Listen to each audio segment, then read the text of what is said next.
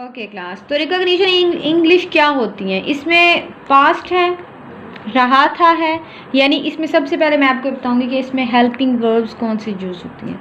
Helping verb इसमें use होती है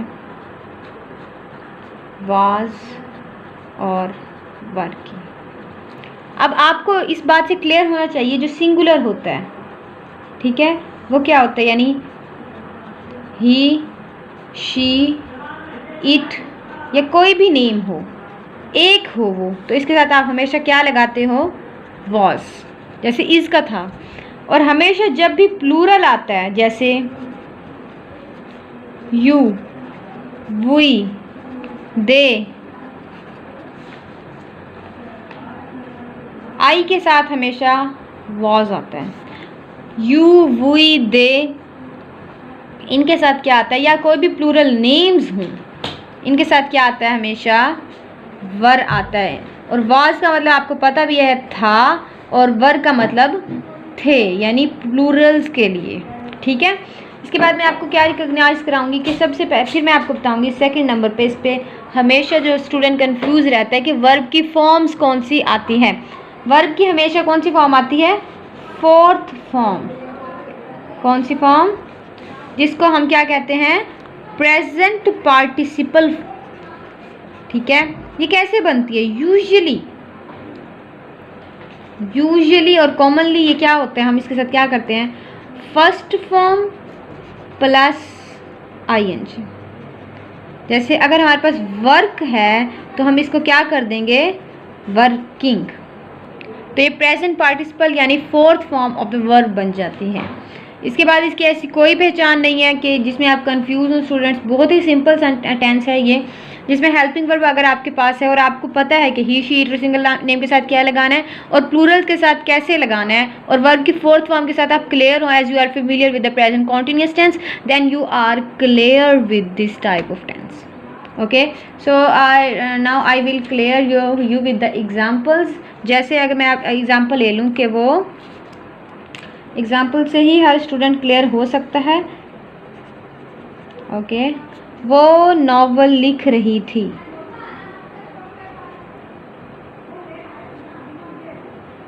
ठीक है, वो सब्जेक्ट होता है। इस अगर आप लोगों को सेंटेंस स्ट्रक्चर के साथ if you are not familiar और not clear, then I will इंशाल्लाह। वो नॉवल लिख रही थी, शी, वो आपको पता है थी है तो शी होगा, फीमेल है। शी वॉज, शी के साथ क्या आता है? Was, because it is a singular. तो शी वॉज राइटिंग, लिखना, राइट, और फोर्थ फॉर्म क्या होगी? राइटिंग अ नॉवल, वो नॉवल लिख रही थी। और नेक्स्ट मैं ले लूँ कि हम जो हैं, हम जुलूस निकाल रहे थे।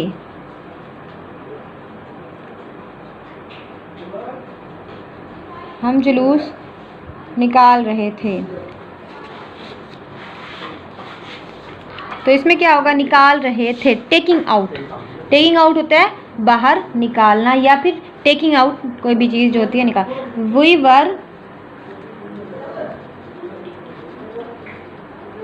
टेकिंग आउट किसको? आ प्रोसेशन। ये तो हो गई जी सिंपल सेंटेंसेस की बात। उसके बाद आप आ जाते हैं नेगेटिव में। Negative is also very clear और अ सिंपल, जिसमें इसके साथ साथ मैं आप चाह रही हूँ कि आपको आप सेंटेंस स्ट्रक्चर के साथ भी क्लियर हो जाए, ताकि आप किसी भी चीज़ में कंफ्यूज ना रहें। अब आ जाएं सेंटेंस स्ट्रक्चर।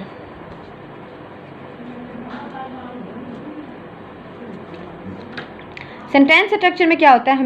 हमेशा आपने पढ़ा होगा subject, verb plus object, but in this type of tense we used any helping words, that is subject, helping verb, then verb, then subject, helping verb, verb, object.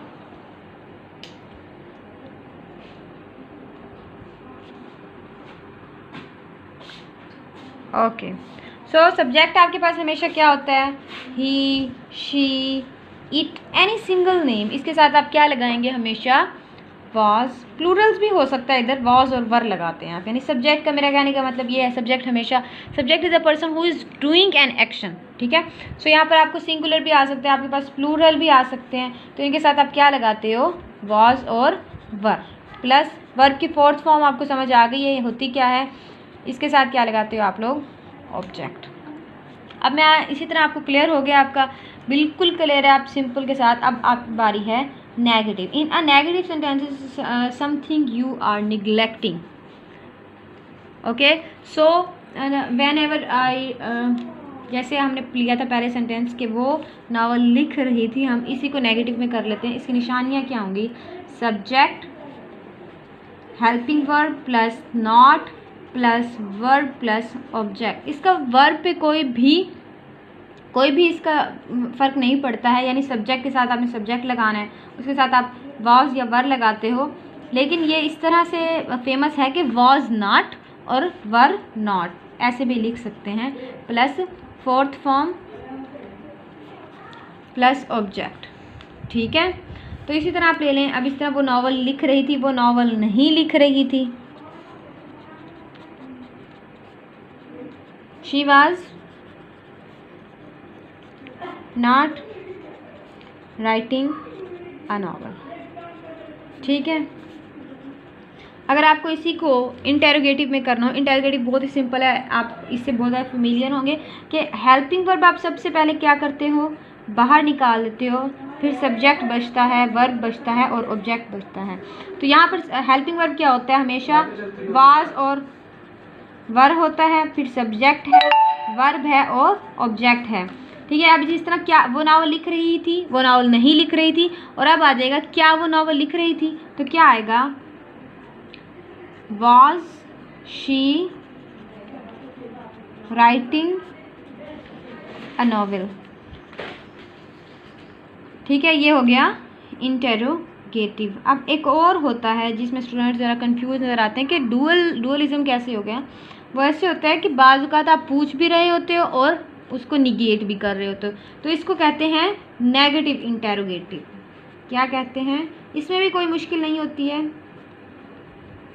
Interrogative. इसमें क्या होता है, क्या वो नावल नहीं लिख रही थी, तो आएगा was she not writing a novel.